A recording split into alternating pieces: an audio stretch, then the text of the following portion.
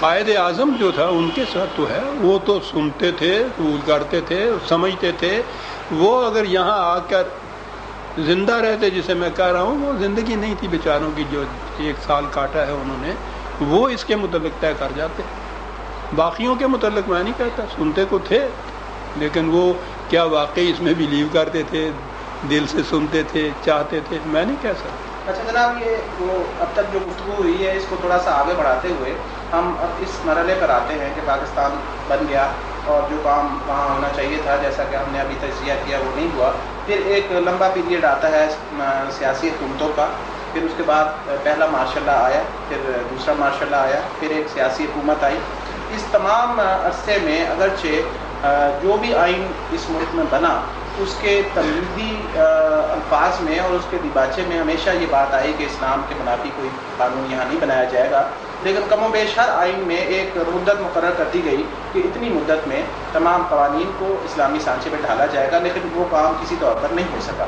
لیکن اب ایک ایسی حکومت پچھلے 7 سال کے بعد، پچھلے 7 سال سے معرض وجود میں آئی ہے، جو ایک اس ملک میں پہلی بار ایک ایسی سیاسی تحریک کے نتیجے میں سامنے آئی ہے جو اگرچہ شروع تو ہوئی تھی قومی اتحاد کے ان نکات سے اور اس پروگرام سے اور اس منشور سے، جس میں براہ راست نظام مصطفیٰ کا یا کسی بھی مذہبی کسی اور نعرے کا ذکر نہیں تھا. لیکن آگے چل کر جب سیاسی تحریک ناکام ہوئی تو اچانک ہی اس میں سے ایک مذہبی سلوگنزم نکلا، جس پہ لوگوں نے نہایت ہی جذباتیت سے بہت قربانیاں دیں، اور اس کے نتیجے میں موجودہ حکمرانوں کو سامنے آنے کا اور یہ کہنے کا موقع ملا کہ ہم اب نفاذ اسلام کا کام شروع کر رہے ہیں. یہ حکومت کس طرح سے آئی، اس بحث سے قطع نظر یا اس کی ویلیڈیٹی کیا ہے، ہمیں آج یہ دیکھنا ہے اور آپ سے یہ پوچھنا ہے خاص طور پر کہ آپ یہ فرمائیں کہ اسلامائزیشن کا جو عمل، نفاذ اسلام کا عمل جسے ہم کہتے ہیں، اس حکومت نے جو شروع کیا ہے، آپ اس کو کس طرح سے اسیس کرتے ہیں، اور آپ کے ذہن میں یہ کام جو ہے جو اب تک ہوا ہے اس کی قدر و قیمت کیا ہے، اور یہ کس حد تک اس کام سے مماثلت رکھتا ہے جو قیام پاکستان کے بعد آپ کے خیال میں ہونا چاہیے؟ اس کے لیے مجھے ذرا پیچھے جانا پڑے گا، اس کے بغیر بات سمجھ میں نہیں آئے گی. پاکستان جب بنا ہے، وہ تمام مذہبی گروہ جو اس کی مخالفت وہاں کرتے تھے، جن کے نزدیک اسلام مذہب کی حیثیت سے ہی کافی تھا، اس میں کسی اور چیز کی ضرورت نہیں تھی، وہ ہجوم کر کے پاکستان آ گئے. انہوں نے آ کے یہاں مطالبہ شروع کیا کہ پاکستان اسلام کے نام پہ لیا گیا ہے، اس لیے یہاں اسلام کا نفاذ ہونا چاہیے.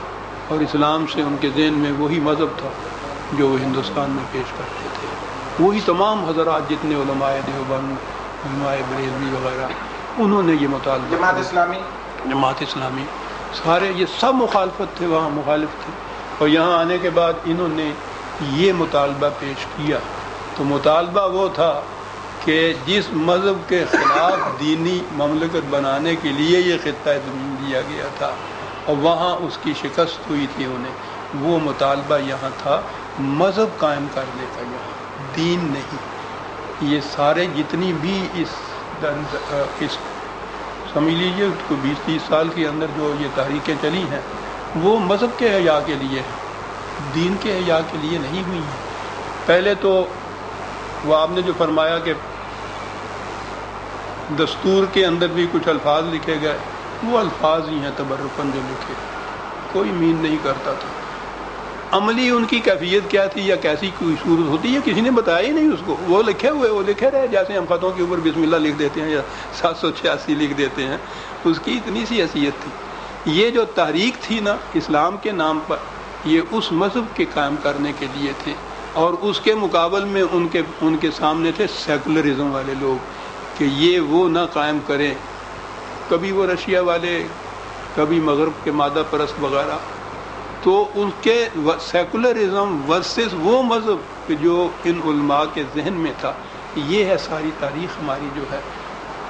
پہلے حکومتوں نے اس کو درخور اعتنا نہ زیادہ سمجھا، اس دور میں اس حکومت نے اس کو اہمیت دی ہے. تو یہاں وہی مذہب جو ہے اس کا حیا ہو رہا ہے، دین کا نہیں.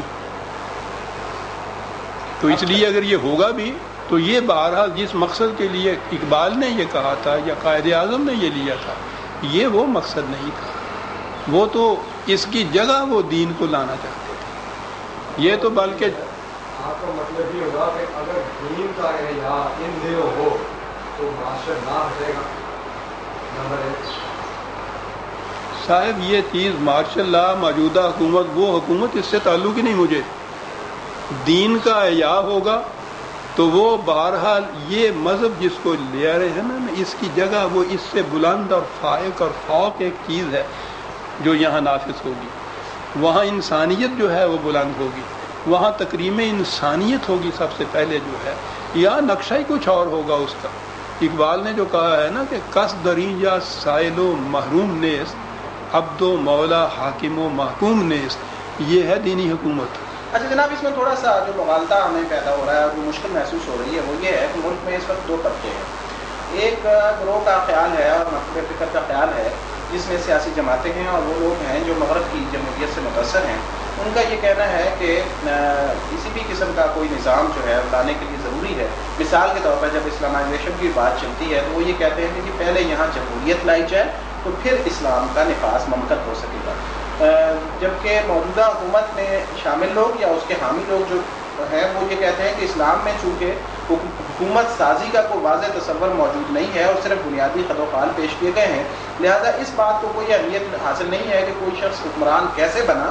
البتہ اگر وہ کام ٹھیک کرتا ہے اور اسلامائزیشن کے سلسلے میں کوئی اقدامات کرتا ہے تو ان کو جسٹیفائی سمجھنا چاہیے اور یہی نفاذ اسلام ہے. گویا ایک طرف پالیٹیشنز اور مغربی جمہوریت کا تصور ہے, دوسری طرف مارشاء اللہ جمع اسلامائزیشن کا تصور ہے.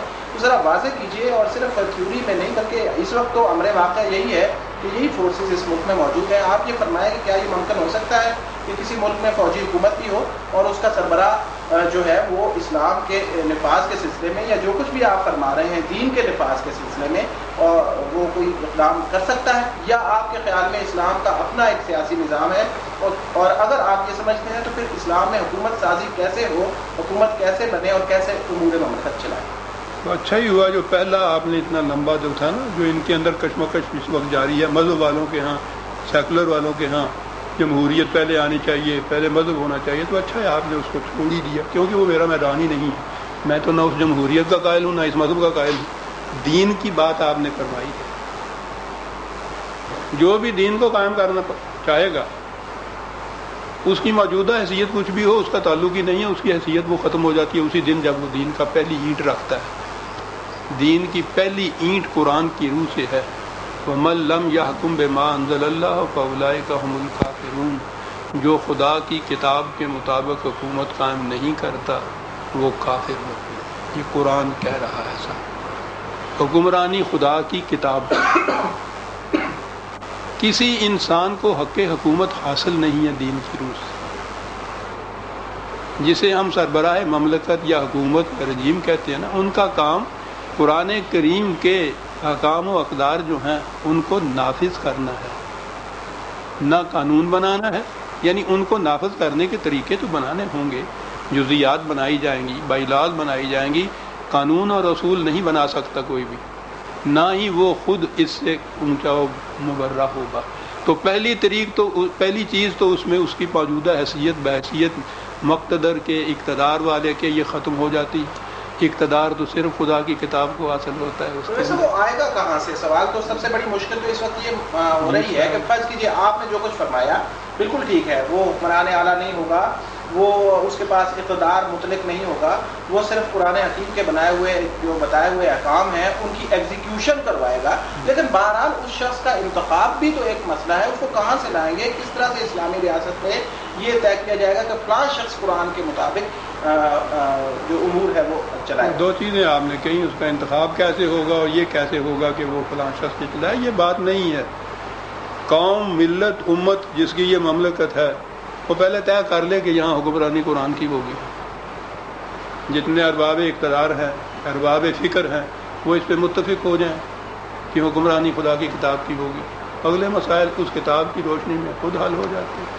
سر کیا یہ واقعی ممکن ہے اور کیا یہ تھیوریٹیکل بات نہیں ہے کسی بھی دور کے بارے میں کہنا, آج کے بارے میں نہیں, کہ فلاں کام پر پہلے سارے متفق ہو جائے؟ ایسا تو میرے خیال میں کبھی بھی روئے زمین پہ نہیں ہوا کہ سارے لوگ بیٹھ کے ایک بات پہ متفق ہو گئے ہوں.